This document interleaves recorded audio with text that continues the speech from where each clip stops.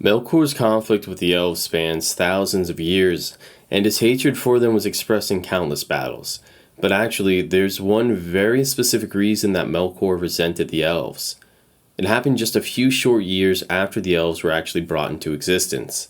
In the 101st century of the Years of the Trees, the period of time in Tolkien's universe which marked Melkor's rule of Middle-earth, elves woke up next to a lake in the far east of Middle-earth, likely somewhere in the territory we know as Rhûn.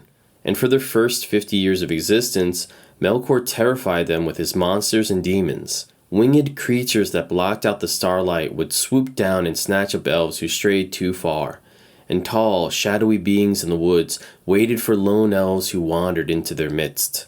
As beautiful as Middle-earth was, the elves were living in a nightmare, and the great gods of Valinor, the mighty beings who had originally created the landscape of Middle-earth, felt sorry for them. It was this group of gods that were supposed to take care of the elves. They, the Valar, as they were known, had been tasked by the great creator, Eru Illuvatar, with a fairly simple job. They were supposed to prepare the physical world for the coming of elves and men, which meant digging up holes for the seas and piling up dirt to make mountains, and they actually did a pretty great job. The leader of the Valar, which is the name of the 14 mightiest gods on Earth, along with the other members, executed Eru Ilúvatar's plan perfectly. Aule, the god of crafts and earthly knowledge, helped the most. But Tulkas, the strongest one, and Yavanna, a goddess of nature, along with Ulmo, the lord of the seas, contributed quite a bit too. But after they made the world perfect, they took a quick break, and while they were relaxing on the island of the gods, Melkor invaded Middle-earth again. He brought along with him an army of lesser gods corrupted to his cause. They attacked the Valar while they slept, destroying the landscape of Middle-earth, and in the chaos, Melkor retreated beneath the surface to his underground fortress known as Atumna. And the gods really couldn't do much about it. If they tried to fight Melkor, they'd risk doing even more damage to the world, and they might even kill the elves and men who were sleeping until Eru would wake them up into existence. The risk of an all-out war with Melkor was too great. So the Valar decided the lesser evil, but an altogether pretty crummy choice, was to allow Melkor to stay in Middle-earth. A land haunted by Melkor's monsters was at least better than a land completely destroyed by a war between the gods.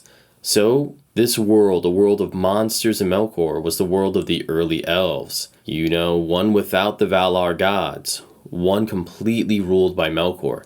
So what exactly happened? What would make Melkor resent the elves so much? Well, it's pretty simple. It's because of the elves that the Valar returned to Middle-earth to free it from Melkor.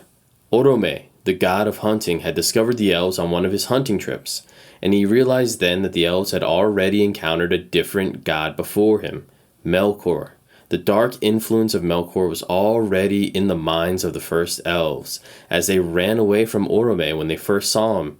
The elves should have ran to him and embraced him as he was one of the good guys, he was one of the Valar.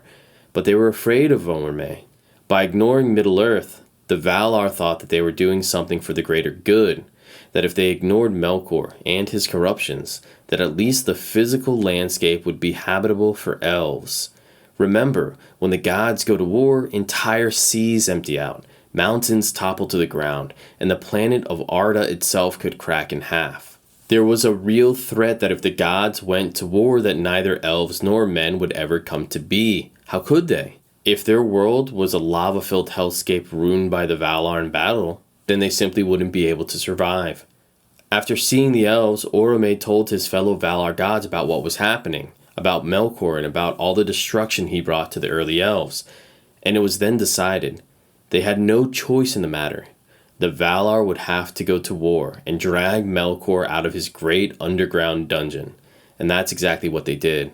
The Valar gods, 14 in total, and their host of Maiar helpers, the lesser gods who helped the Valar, came to Middle-earth in the Years of the Trees, and they besieged Atumna, the fortress of Melkor. They dragged him out in chains and locked him away in the halls of Mondos, an inescapable fortress designed to house the dead. And while cuffed in chains, Melkor never forgot why the Valar dethroned him. It was for the elves. Melkor, the great evil of the world, lost his control of Middle-earth because the gods wanted to give land to the elves, a race of beings far lesser than he. Melkor would resent that for the rest of his existence. This is the quote from Tolkien himself. Never did Melkor forget that this war was made for the sake of the elves, and that they were the cause of his downfall. Thanks for checking out this video, guys. I hope you enjoyed it, and I hope to make more Lord of the Rings content for you here shortly. If you have any comments or suggestions, please leave them down below. Check you out next time.